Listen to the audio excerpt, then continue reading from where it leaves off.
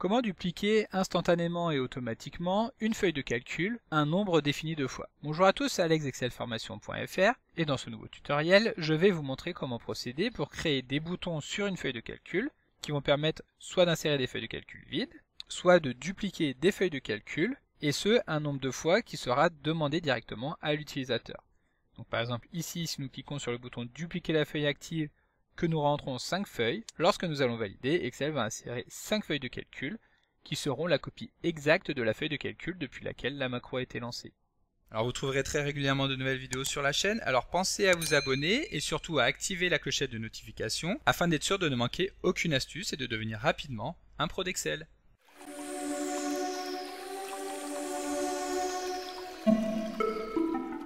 Alors comme d'habitude, le support que nous allons utiliser dans le cadre de cette vidéo sont disponibles au téléchargement en suivant le lien que vous trouverez directement dans la description de la vidéo.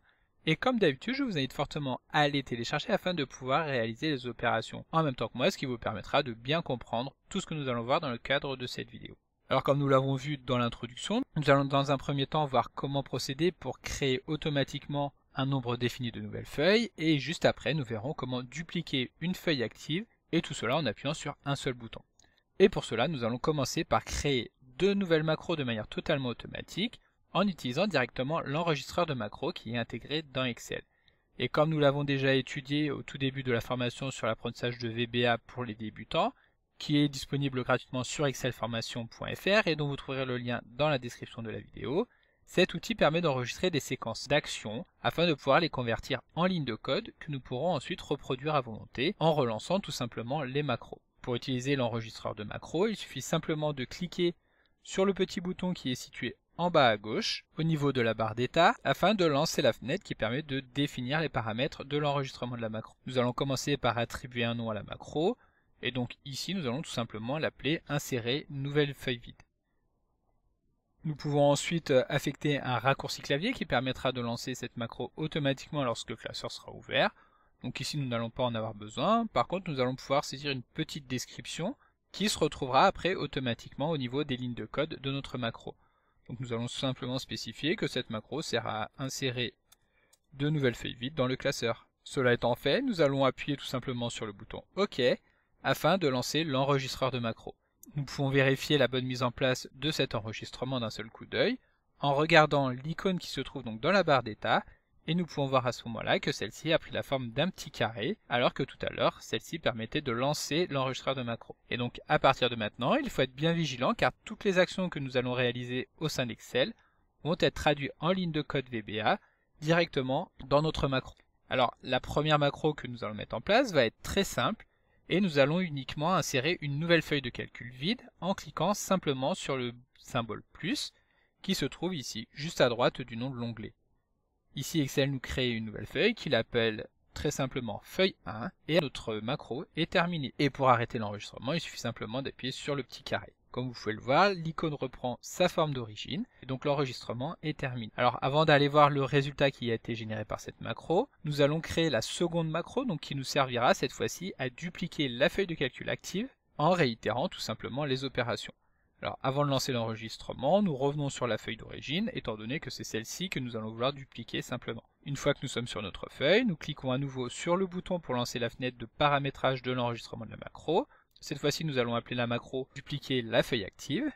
Alors rappelez-vous, il est très important de donner un nom qui soit très clair aux macros afin de pouvoir les retrouver très facilement et de savoir immédiatement en quoi va consister l'ensemble des lignes de code qui vont être lancées par la procédure. Et ici, dans la description, nous allons simplement spécifier que la macro va permettre de créer une nouvelle feuille de calcul qui sera strictement identique à la feuille de calcul active. Lorsque nous avons terminé de saisir la description, nous pouvons cliquer sur OK, et comme vous pouvez le voir exactement comme tout à l'heure, maintenant toutes nos actions vont être enregistrées directement au niveau de VBA. Donc ici, étant donné que nous allons vouloir dupliquer la feuille de calcul active, nous effectuons simplement un clic droit sur l'onglet et nous allons sélectionner l'option déplacer ou copier.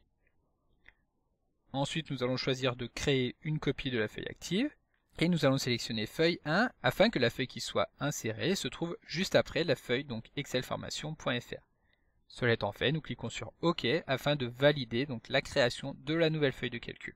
Ensuite, notre macro étant terminée, nous pouvons stopper l'enregistrement de la macro en appuyant simplement sur l'icône donc qui se trouve en bas à gauche de la barre d'état.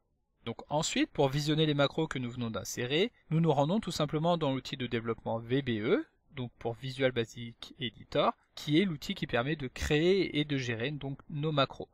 Pour cela, le plus simple est d'appuyer sur Alt et F11. À ce moment-là, nous pouvons voir qu'Excel lance une nouvelle feuille, et si nous nous rendons donc dans le détail du code du classeur qui nous intéresse, c'est-à-dire le classeur qui porte le nom de insérer de nouvelles feuilles, nous pouvons voir qu'un répertoire contenant des modules a été créé, et lorsque nous double-cliquons dessus, nous allons retrouver le module 1, qui est tout simplement le module dans lequel Excel a créé les macros que nous lui avons demandé. En double-cliquant dessus, nous ouvrons ce module, et à ce moment-là, nous pouvons voir insérer nouvelle feuille vide, dans lequel nous allons retrouver donc le commentaire que nous avions spécifié, c'est-à-dire que celui-ci va permettre d'insérer de nouvelles feuilles vides dans le classeur Excel. Et ensuite, nous pouvons voir la macro à proprement parler, qui est on ne peut plus simple, car celle-ci est constituée d'une seule ligne. Excel se contente d'ajouter une nouvelle feuille de calcul, grâce à l'instruction sheets.add, et il spécifie que la feuille de calcul doit être insérée juste après la feuille de calcul active. Et étant donné que nous souhaitons insérer non pas une seule feuille de calcul, donc comme c'est le cas ici, mais nous souhaitons que l'utilisateur puisse spécifier directement le nombre de feuilles de calcul à insérer, nous allons donc devoir modifier très légèrement la macro qui a été mise en place automatiquement par Excel. Pour cela, nous allons créer une boucle for qui permet de relancer un certain nombre d'instructions un certain nombre de fois. Donc for i est égal à 1, tout 3 permet de lancer 3 fois une opération. Donc si vous voulez en savoir plus sur la boucle for, évidemment dans la description de la vidéo, je vous mettrai le lien directement pour aller consulter le chapitre dédié de la formation sur l'apprentissage d'Excel. Donc la boucle for va se lancer 3 fois, afin d'insérer 3 nouvelles feuilles de calcul. Et pour terminer cette boucle, nous allons évidemment saisir le mot-clé next qui permet de spécifier que la boucle est terminée et que si la condition n'est toujours pas remplie, c'est-à-dire que i est inférieur ou égal à 3, alors la procédure va pouvoir se relancer. Et enfin, avant de terminer et de pouvoir tester donc la macro, comme nous pouvons le voir, nous avons introduit une nouvelle variable qui porte le nom de i, qu'il va évidemment falloir déclarer, étant donné qu'ici nous avons inséré la ligne option explicit qui permet d'imposer que toutes les variables que nous allons utiliser dans le cadre de notre macro soit déclaré explicitement. Pour cela, nous utilisons évidemment le mot-clé dim et nous allons typer notre variable i en tant que integer, c'est-à-dire un nombre entier. Donc ici, si nous revenons dans la feuille de calcul, en appuyant une fois encore sur Alt F11, puis que nous lançons la fenêtre qui permet de sélectionner des macros, donc cette fois-ci en appuyant sur Alt F8, dans cette fenêtre nous allons pouvoir retrouver les macros et nous allons tout simplement lancer la macro insérer nouvelle feuille vide. À ce moment-là, comme vous pouvez le voir, Excel a inséré 3 nouvelles feuilles, qui sont les feuilles feuille 3, feuille 4 et feuille 5. Et donc nous allons maintenant vouloir modifier très légèrement le code, afin de insérer non pas 3 feuilles de calcul exactement, mais un nombre de feuilles qui sera retourné directement par l'utilisateur. Et pour que celui-ci puisse donner l'information au code, nous allons utiliser un input box, qui est une fenêtre qui va s'afficher à l'écran, et dans laquelle nous allons demander à l'utilisateur de saisir le nombre de feuilles que celui-ci souhaite insérer.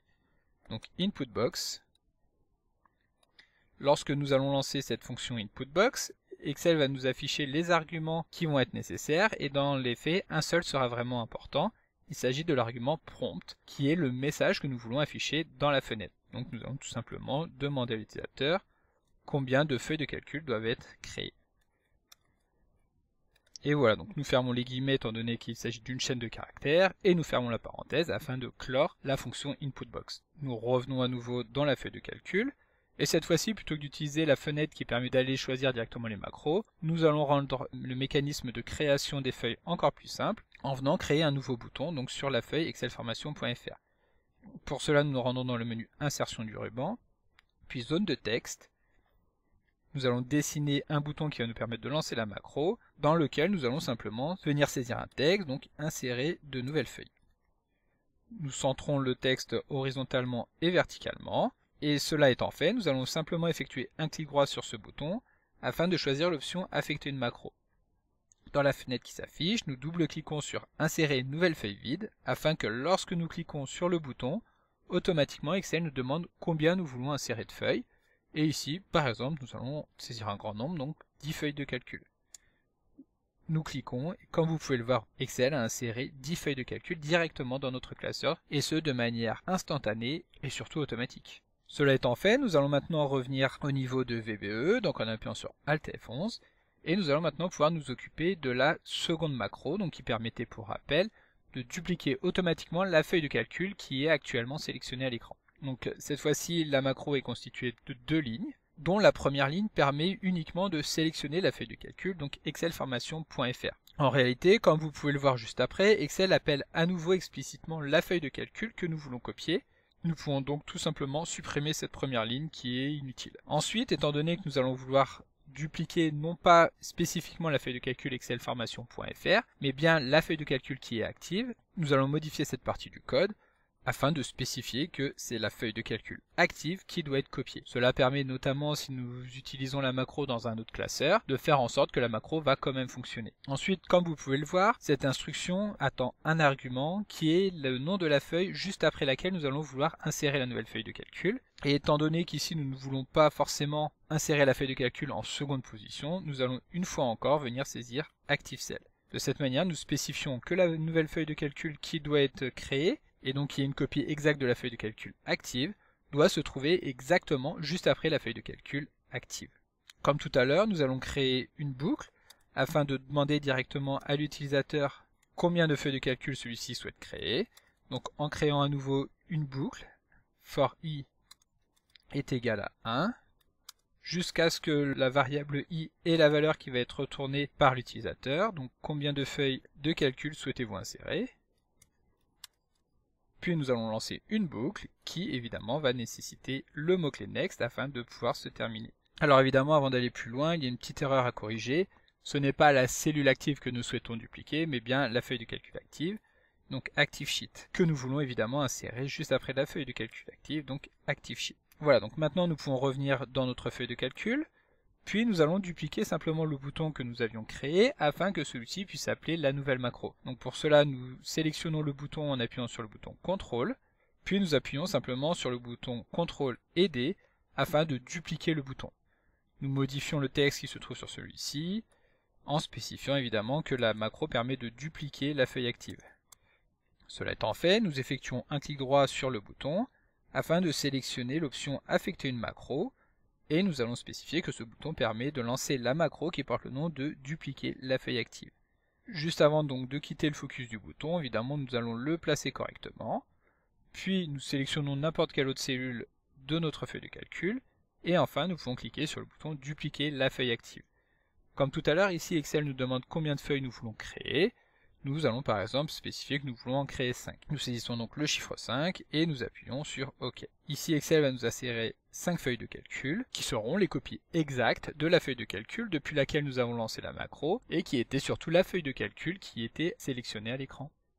Donc comme d'habitude, vous pouvez télécharger le support de secours en suivant le lien que vous trouverez dans la description de la vidéo. Si la vidéo vous a plu, n'oubliez pas de la liker et de la partager à vos collègues et amis sur l'ensemble de vos réseaux sociaux. Et vous pouvez également me laisser vos impressions dans l'espace des commentaires, je lirai chacun d'entre eux et y répondrai avec plaisir. Évidemment, si ce n'est pas encore fait, abonnez-vous à la chaîne pour ne manquer aucune astuce. C'est également très important pour m'aider à gagner en visibilité afin de pouvoir développer la chaîne et continuer de vous proposer des tas de nouvelles vidéos. Merci d'avoir suivi cette vidéo et à très bientôt pour un prochain tuto.